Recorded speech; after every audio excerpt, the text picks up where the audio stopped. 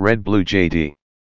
Uyu munsi twabahitiyemo kugaruka kuri Mayweather bitewe n'umurwano uteganyijwe mu ijoro ry'uyu munsi i Las Vegas mu rukerera rwo ku munsi w'ejo hano mu Rwanda uza kumubuza na McGregor. Niyo mpamvu twahisemo kugaruka ku mateka y'uyu mugabo mbere yuko aza kumanuka muri ring ahatanira gukora amateka yo gutsinda uyu mukino akuzuza imyaka 10 yegukana akayabo k'amafaranga. Ibi naramuka bikoze biza gutuma umuboxeri wa mbere mu mateka nk'umukire ku isi.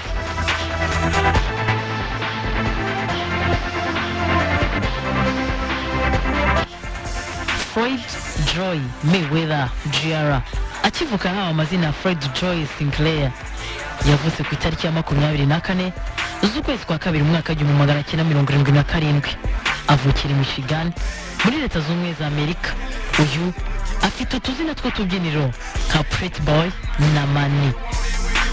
Umunyarwanda yaciye umugani ati mwene Samusura avukana isunzu. Floyd navuka mu muryango wa boxer ba nyirarume Jeff Mayweather na Roger Mayweather nabo bawukinaga nk'umwuga. Mayweather burya yicaye ku ntebe y'ishuri gato ubwo yigaga muri Ottawa Hills High School ariko ntiyayimaraho iminsi. Umukino wa boxing wari kimwe mu bice byaranze ubuzima bwo mu bwana bwa Mayweather. Nta n'undi mukino yigeze akina nka bimwe by'abana usanga bakina udukino dutandukanye. Ndatekereza nyogokuru yari yarabonye ubukaka bwanjye nkiri muto, naramubwiye nti usko ushobora kubona akazi, maze aransubiza ati hoya komeza wikinire boxing. Igihe nari mfite imyaka 8 cyangwa 9 njye na mama twagiye gutura i New Jersey maze tuamara igihe kigera ku myaka 7 tubana mu cyumba kimwe. Gusa rimwe na rimwe twabura guko tugura umuriro tukaba mu mwijima. Iyo abantu babona ibyo mfite uyu munsi nta gitekerezo bagira cyo kumenya iyo navuye n'uburyo nta nicyo nakuranye. Byari nk'akamenyero kuri Mayweather akiri muto kuva ku ishuri yagera mu rugo agasanga iwabo mu muga hanyanyagiye inshinge zakoreshejwe.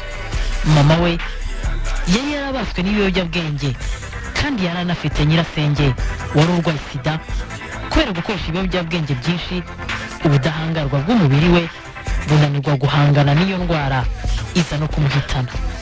Abantu ntibigeze bamenya ukuzimu n'abagamo. Ibi ni ibyatangajwe na Mayweather. Igihe kinini yamaranye na se yamujyanaga muri gym kwitoza kandi akanamutoza umukino wa boxing.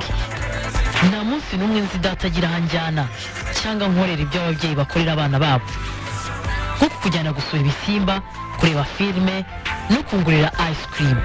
Gusa natekerezaga ko yikundiraga umukobwa we uwari mushiki wanjye kurusha uko yankundaga, kuko sinigeze mubona mukubita mu gihe njye nahoraga nkubitwa. Mayweather amaze gutangaza ibi, papa we yafashe umwanya avuga ku mibanire n'umuhungu we.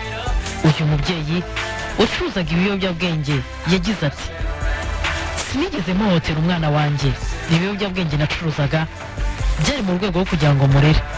Amafaranga nakuragamo namuguriragamo ibyo kurya, yari afite imyambaro myiza, namuhaga n'amafaranga burya. Ntacyo yigeze amburana. N'ikimenyimenyi muzabaza abantu twari duturanye Grand Rapids bakubwira uburyo nitaga ku bana banjye. Nakoze ibishoboka ntarara amajoro, amanywa nkirwana n'umusore wanjye mujyana muri gym kanamutoza kuba umuboxeri. Iyo bitabangiye ntiyakaba ari Mayweather w'uyu munsi. Mayweather ntiyatinze gusubiza se maze agira ati nirwanyeho ku giti cyanjye. Nyogokuru yakoze ibyo yashoboye. Iyo nyogokuru yanteraga hejuru nigiraga kwa mama, ubuzima bwanjye bwari gatebe gatoki. Hashize iminsi isi yongeye kubigarukaho maze agira ati ndabizi ko gufungwa kwanjye byakugizeho ingaruka, gusa nzi ko ntako ntagize ngo ukure. Mwohereza kwa nyirakuru ntago kwari ukumuta, ukubura si ruhande rwe imbarutso kuvamo igihangange cy'umukino wa boxing uyu munsi. Nyuma yo gukura mutoza umukino wa boxing akaza kwisanga ari wenyine, Mayweather yahisemo kuva mu ishuri yerekeza inzira ya boxing.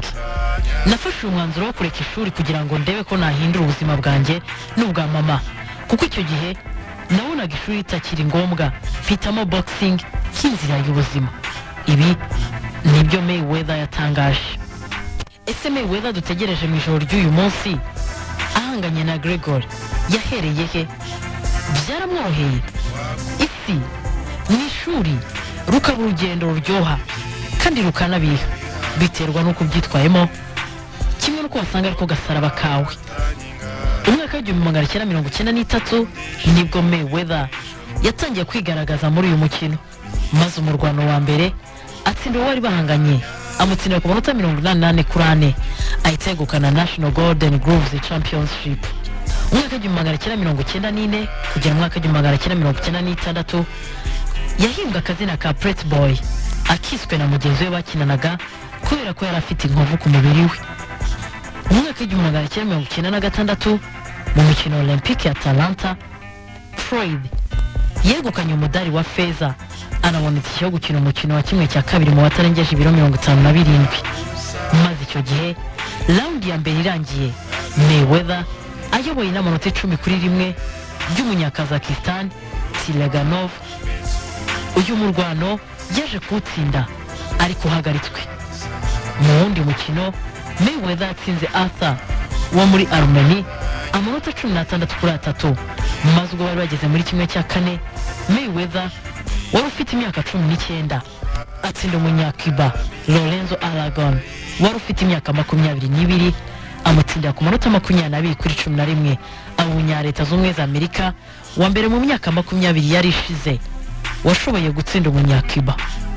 Umwaka w'1988 ubwo yakinaga imikino ya kimwe cya kabiri mu mikino Olympique, Floyd yatakaje umudari imbere y'umunyabulgari Serafin Todorov binateza ikibazo ubwo umusifuzi w'umunyamisiri Hamad Hafazi Shuman yibeshyaga akazamura ukuboko kwa Mayweather k'ikimenyetso cy'uko ari utsinze, nyamara ariko hari yemejwe ko umunyabulgari ari we watsinze. Icyo gihe ikipe yari ihagarariye Leta Zunze za Amerika yananiwe kwakira iki cyemezo cyo kudahemba Mayweather nk'uwatsinze, maze bavuga ko umwe mu bari bahagarariye abafata ibyemezo muri iryo rushanwa Emil w'umunyabulgari ari wabigizemo uruhare, bigatuma bemeza ko Todorov yatsinze ku manota 10-9 Mayweather. Icyo gihe Judge Bill w'umunyaleta z'Ubumwe za Amerika, umwe mu bayobozi bari bayoboye International Amateur Boxing Federation, ahita yegura kuri iyi mirimo. Arangije yandika ibaruwa yarimo amagambo agira ati: nanze gukomeza kumwe mu bagize akanama gafite imyitwarire imeze uko. Nyuma y'uyu mugabo Floyd nawe yagize ati: ntawe utazi ko Floyd yarakwiriye umudari wa zahabu mu batarengeje ibiro 57. Bavuze ko ari world champion, ariko ubu mwese muzi ko world champion w'ukuri ari njyewe. Ese nyuma yo kubitangira abigerageza Floyd yaba yaraje kubigeraho? Yego. Ku itariki 11 z'ukwezi kwa 10 umwaka w'1996 Mayweather yarwanye umukino wa mbere nk'uwabigize umwuga wari wamuhuje na Robert Apodaca. Aha Floyd yamukubitiye muri knockout kuri round ya kabiri. Muri icyo gihe Floyd yatozwaga na nyirarume Roger Mayweather. Muri icyo gihe isi umubyara yagifunze azira gucuruza ibiyobyabwenge kuva mu mwaka w'1993. Mu mwaka w'1998 nyuma y'imyaka 2 atangiye gukina nk'uwabigize umwuga, Mayweather yegukanye umukandara w'irushanwa ry'isi world title atsindiye kuri knockout uwo bari bahanganye bageze kuri round ya 8. Atsindiye kuri knockout uwo bari bahanganye wari nimero ya mbere Genaro Hernandez amutsindira kuri round ya 8. Uyu wari umurwano wa mbere Hernandez yari atakaje muri ubu buryo. Arangije agize ati: yatsinze, aranyaruka ntasanzwe kandi buri gihe ndabizi ko yihuta, ndamwubaha, ni umutsinzi w'ukuri. Ubwo umwaka w'1998 waganaga ku musozo, Floyd Mayweather yashyizwe ku mwanya wa 8 anahembwa nk'umukinnyi wa boxing wahize abandi ku isi. Icyo gihe yarahembwa igihembo cy'umukinnyi ukiri muto. Mu mwaka w'1998 Mayweather yakomeje gukora amateka maze yongera kuba champion w'isi ku nshuro ya 3 ubwo yari ahanganye na Justin Juko. Umurwano yatsindiye kuri round ya 9. Iyi round bakinnye amasegonda 80 gusa ahita amutsinda kuri KO knockout. Muri uyu mwaka kandi yatsinze undi murwano wari wamuhuje na Carlos Gelena. Aha yatsindiye kuri round ya karindwi hitabajwe imyanzuro y'umusifuzi. Maze nyuma yo gutsinda Mayweather agira ati ndashaka kwereka isi ko hejuru ya Oscar de la Hoya na Roy Jones Jr. ndi indwanyi ya mbere ku isi. Maze ubwo umwaka waganaga ku musozo, Floyd ku myaka 22 ashyirwa ku mwanya wa kabiri nk'umukinnyi mwiza ku isi akurikiye Roy Jones Jr. Mu mwaka wa 2000 mbere yuko yegukana shampiyona y'isi atsinze Gregory Vargas baza ko bahanganye mu ijoro ryo kuri wa gatandatu, Mayweather yirukanye se mu kazi ko kumubera umutoza amusimbuza James Prince. Maze nyuma y'amezi make uyu murwano ubaye havuka amahari hagati ya Floyd na se. Mu mwaka wa 2004 ubwo yari muri interview Mayweather yagize ati nkunda data ntasanzwe we na Roger kuko yagiye ashyiraho igitutu kugira ngo nitware neza. Maze nyuma y'iminsi mike avuze ibi yongera guha nyirarume Roger Mayweather akazi ko kumubera umutoza. Umwe mu mirwano yazamuye izina rye ndetse ngo nawe atazibagirwa ni umurwano wamuhuje na Colal. Icyo gihe nyamara mbere ko bakina Floyd yari ku mwanya wa kabiri ku isi kuri ranking na Colales yari ku mwanya wa mbere. Aha Floyd yatsinze uyu mukino kuri KO knockout.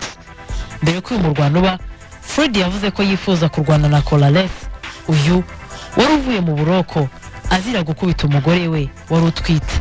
Maze agira ati ndashaka Diego kuko ibyo nshaka kumukorera, ndashaka guhorera abagore bose bo muri Amerika bakubitwa nyine nk'uko yakubise uriya mugore niko nzamukubita. Ku itariki ya 26 z'ukwezi kwa gatanu umwaka 2001 Floyd Mayweather yarwanye umurwano ari mu rugo Grand Rapids maze atsindirwa kuri round ya 12 na Carlos Hernandez. Arangije agira ati iri joro ni ijoro ryankomereye muri kariyeri yanjye. Icyo gihe Floyd yavunikiye muri uwo murwano ibiganza byombi. Arangije agira ati uyu mugabo ni indwanyi idasanzwe, ntunguwe n'uburyo nitwaye. Aha hari ku nshuro ya mbere kuva atangiye kurwana Floyd akubitwa akitura hasi ubwo yituraga hasi kuri round ya gatandatu.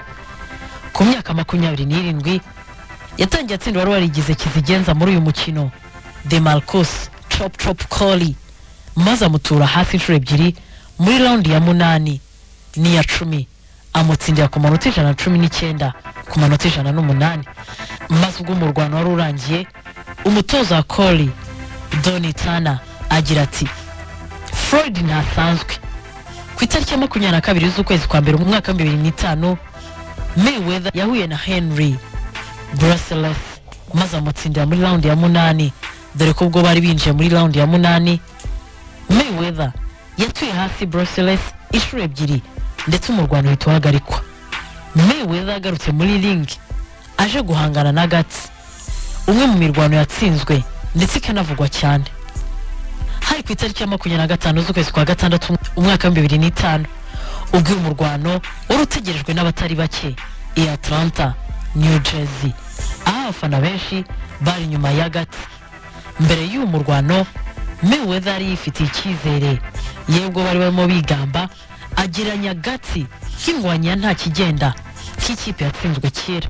Icyo gihe Mayweather yinjiye muri ring yiyumvira indirimbo yitwa Another One Bites the Dust.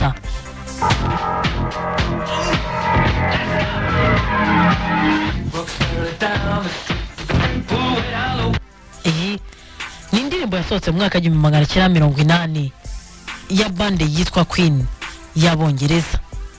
Mu gihe ubwo Guts we yinjiye ku ndirimbo igira iti Thunderstruck.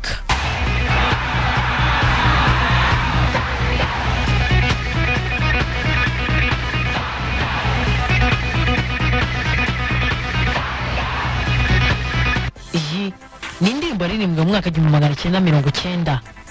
Maze ubwo umukino wari urimbanije round ya mbere igana ku musozo Mayweather asunikisha Guts ingumi aragwa. Aha Guts ahita avunika anikura muri ring mu gihe Mayweather we yasigaye yibyinira muri ring. Guts yerekeza ku musifuzi atangira kuburana abwira umusifuzi ko yamukubise adakwiriye. Maze ubwo bari muri round ya gatanu Mayweather akinaga yihuta cyane muri uyu murwano atsinda cyo Guts.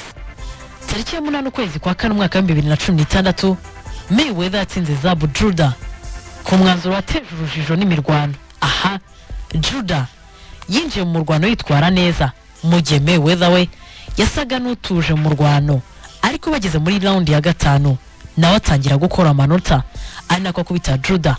Maze ubwo bari bageze muri round ya 10 Judah kubitisha Mayweather ukuboko kw'ibumoso mu rukenyerero, arangije amugaruza ukuboko kw'indyo.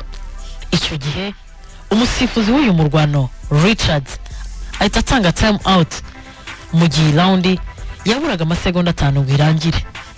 Aya masegonda arangiye, umutoza akaba na nyirarume wa Mayweather Roger yinjiye muri ringi asatira Judah, gusa ntiyagira icyo amutwara.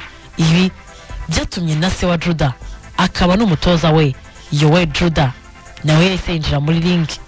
Mu gihe ibi byabaga, Mayweather birebaga hanze y'ikibuga, maze se wa Judah abasingiye Roger nyirarume wa Mayweather batangira kurwana, ari nako byateje imidugararo. N'abari baje kureba uyu murwano batangira kwinjira muri ringi, kugeza igihe polisi n'abari bashinzwe umutekano binjiye mu kibuga barabirukana. Roger yese yirukanwa mu murwano waberaga, umusifuzi ahita yanzura ko umurwano ukomeza. Barakina kugera kuri round ya 12 Mayweather utsinda atyo. Nyuma y'iminsi 5 umurwano ubaye, akanama gashinzwe ubujurire gahita kavuga ko ibyavuye muri uyu mukino bigomba gusubirwamo, naho Roger Mayweather we acibwa amande agana $200,000 ya Amerika, anahagarikwa kuri imirimo yo kuba umutoza mu gihe kigera ku mwaka. Ibi byatumye Roger atongera gutoza Mayweather mu murwano, akajya amutoreza muri gym gusa. Ku itariki ya 17 z'ukwezi kwa kane umwaka wa 2006 ishyirahamwe mpuzamahanga ry'umukino wa boxing ryahise risaba Mayweather na Judah ko basubiramo uwo murwano, ariko basanga Judah akanama gashinzwe imyitwarire karamaze kumuhagarika muri uyu mukino mu gihe kigera ku mwaka. Ibi byatumye ishyirahamwe mpuzamahanga rya boxing rihita ryemeza ko Mayweather ariwe watsinze bidasubirwaho. Nyuma y'imirwano myinshi iherekejwe n'ibihembo ndetse n'uduhigo, Mayweather yahisemo guhagarika uyu mukino. Hari ku itariki 28 z'ukwezi kwa karindwi umwaka wa 2007 nibwo haje amakuru ko Mayweather agiye guhagarika gukina uyu mukino, mu gihe harimo hategurwa umurwano ugomba kumuzana Ricky Hatton. Uyu mukino waje gushyirwa mu kwezi kwa 12 ukinirwa Grand Garden Arena Las Vegas. Mu gihe barimo bigamba mbere y'uyu murwano, Mayweather yavuze ko ariwe mu boxer wakataraboneka. Yagize ati, nuba ibyo Robson na Ali bakoze muri uyu mukino, ariko nge ndahebuje kandi iki nicyo gihe cyanjye. Mayweather yayoboye uyu murwano kuva atangiye, maze bageze muri round ya 10 ahita atsindira Hatton kuri knockout amutsinda atyo. Icyo gihe Hatton yakomeretse hejuru y'ijisho ry'iburyo. Bageze muri round ya gatatu, movement ze zitangira kugenda biguru ntege. Bageze kuri round ya gatandatu, Hatton yakaswa amanota azira gukubita Floyd ahadakubitwa. Maze bageze muri round ya 10, Hatton yahotuwe hasi ubugira kabiri. Umusifuzi ahita afata umwanzuro wo guhagarika umurwano. Aha bari bamaze isaha imwe n'iminota 35 bakina. Bagende ku manota abasore bari bafite, Mayweather niwe wese atsindiye umurwano. Aha yahise anavuga ko ahagaritse gukina umukino wa boxing, agiye guhugira mu guteza imbere company ye, kandi yifuza ko Hatton yamubera umukiriya wa mbere. Nyuma y'imyaka 2 avuze ko asezeye kongera kugaragara muri ringe nk'umukinnyi. Ku itariki ya 2 kwezi kwa gatanu umwaka 2009 Mayweather yavuze ko yisubiyeho ku cyemezo yari yarafashe, ahubwo yagarutse guhangana na Juan Manuel Marquez. Gusa uyu murwano waje gusubikwa nyuma y'imvune Mayweather yagiriye mu myitozo. Aha uyu murwano wahise wimurirwa mu kwezi kwa 8 ku itariki ya 29. Uyu murwano waje gushyirwa tariki ya 19 z'ukwezi kwa 9 muri uwo mwaka, ukazajyanira n'umunsi w'ubwigenge w'igihugu cya Mexique. Mayweather yaje gutsindira umurwano ku cyemezo cy'umusifuzi ubwo bageze muri round ya 12. Mu kwezi kwa 12 umwaka wa 2009 kimwe mu bitangazamakuru cyandikirwa mu gihugu cya Espagne cyanditse ko hari gutegurwa umurwano ugomba guhuza Manny Pacquiao na Mayweather mu kwezi kwa gatatu umwaka wa 2010. Ariko icyo gihe Pacquiao yavuze ko hari atari yemeranya n'abategura umurwano kugira ngo ashyire umukono ku masezerano. gushinjwa gukoresha imiti yongera imbaraga guterana amagambo na Pacquiao byaje kumuviramo gufungwa.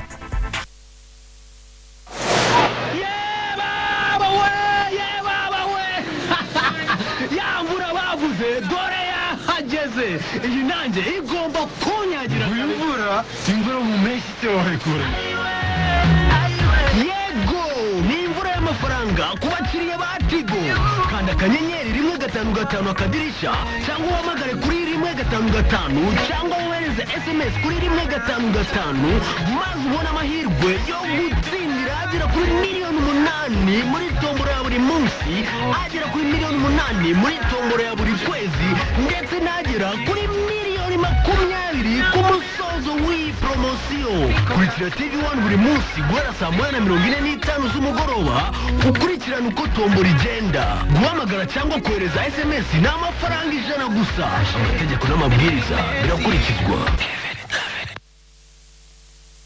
Tariki ya mbere y'ukwezi kwa gatandatu mwaka 2012 Mayweather yakatiwe igifungo cy'amezi 2 azira guhohotera umukozi wo mu rugo, maze tariki ya gatatu ukwezi kwa munana ararekurwa. Mu kwezi kwa kabiri mwaka 2015 Mayweather wateganyaga gukorera urugendo mu gihugu cya Australia, ariko kubera gufungwa n'ibikorwa yagiye akora by'ubugizi bwa nabi iki gihugu kimwima visa. Tariki ya gatatu ukwezi kwa gatanu mwaka 2014 nibwo yifuzaga kurwana na Amir Khan. Mayweather yavuze ko yahisemo kuzahura na Marcos Maidana, umurwano wagombaga kubera Grand Garden Arena. Nubwo yarwanye n'uyu mugabo wari ukomeye, yaje kumuhangura aramutsinda. Tariki ya kabiri z'ukwezi kwa gatanu mwaka 2015 Mayweather yakinnye umurwano wari utegerejwe n'isi yose wamuhuje na Manny Pacquiao. Uyu wari umurwano wari utegerejwe imyaka myinshi n'abakunzi ba boxing. Washyize uraba ubera Grand Garden Arena i Las Vegas. Mayweather winjiye neza muri uyu murwano, yaje gufashwa n'uburyo yihutaga mu kibuga no kuba yarasumbaga Pacquiao, maze amutsinda hifashishijwe icyemezo cy'umusifuzi wari wayoboye umukino. Bukeye bwaho aganira n'itangazamakuru, Pacquiao yabwiye itangazamakuru ko kimwe mu byatumye atsindwa mu murwano ari uko yarwanye afite imvune ku kuboko kw'iburyo, ndetse na nyuma y'iminsi mike Pacquiao avuga ko agomba kubagwa urutugu rw'iburyo. Mayweather utari ufite gahunda yo kongera kurwana na Pacquiao yaje kwandikira umunyamakuru wa televiziyo ya ESPN Stephen Smith ko yifuza kongera gukina undi murwano na Pacquiao igihe azaba yarakize. Gusa ku itariki ya 9 z'ukwezi kwa gatanu ahita avuga ati, nigeze nandikira Stephen mvuga ko nshaka kongera kurwana nawe. Yego, ariko nahinduye ibitekerezo byanjye. Ndabizi muri iyi minsi ntacyo yakwimarira kandi anamfitiye ubwoba bwinshi. Umwaka 2016 mu kwezi kwa kane hatangiye ibihuha ko Mayweather yifuza kurwana na Conor McGregor, maze tariki ya 7 ukwezi kwa gatanu Mayweather nawe agira uruhare mu gukwirakwiza ibyo bihuha. Maze hashize iminsi mike imwe muri konti ya Instagram y'umuntu utazwi isohora ifoto iriho post y'umurwano wa Mayweather na McGregor. Igisohoka Mayweather yagiriye inama umutoza wa McGregor ko agomba kumutoza hakiri kare atazavaho agatungurwa n'uyu murwano. Tariki ya 13 ukwezi kwa mbere umwaka 2017 umuyobozi wa McGregor yakomeje guhakana amakuru avuga ku murwano w'aba bagabo bombi, avuga ko McGregor muri gahunda afite iyi tarimo. Tariki ya 7 ukwezi kwa gatatu Mayweather yasabye McGregor kwemera gusinya amasezerano yo kurwana uyu murwano ko ngo uzaba wunguka. Maze tariki ya 10 z'ukwezi kwa gatatu Mayweather avuga ko uyu murwano na McGregor ushobora kuzasiga ahagaritse burundu gukina boxing. Tariki ya 18 ukwezi kwa gatanu McGregor avuga ko yamaze kwemera gushyira umukono ku masezerano. Nyuma yo gusinya, abagabo bombi bahise bemera ko bazakina uyu mukino uza gukinirwa T-Mobile Arena i Las Vegas ijoro ry'uyu munsi. Mayweather ni muntu ki mu buzima busanzwe. Mayweather ntabwo umutungo wose uko abonye. Uyu mugabo yifitiye umuturirwa wubatse Las Vegas. Mu mwaka 2008 Mayweather yasohoye indirimbo yo mu bwoko bwa rap yise Yap. It's like 1 to the 2, 2 to the 3. These hating ass niggas can't fuck with me. It's like 4 to the 5. iyi yanayikoresheje ubwo yinjiraga Wisromania ku mukino wamuhuje na Big Show. Mayweather burya afite gym ye bwite ya boxing yitwa The Mayweather Boxing Club yose muri Chinatown Plaza iherereye Las Vegas. Mayweather nubwo ari indwanyi ariko burya hanze ya ring umutima ufasha arawugira. Mu mwaka 2011 yishyuye amafaranga yose yasabwaga kugira ngo ashyingurwe nyakwigendera General Hernandez wahoze ari umukinnyi wa boxing wapfuye azize cancer ku itariki ya 16 kwezi kwa gatanu mwaka 2016. Mayweather yatanze muri salo agera ku $1,000 kugira ngo yogoshwe umusatsi we. Uyu kimwe mu byazira ngo ni ukwibona afite umusatsi.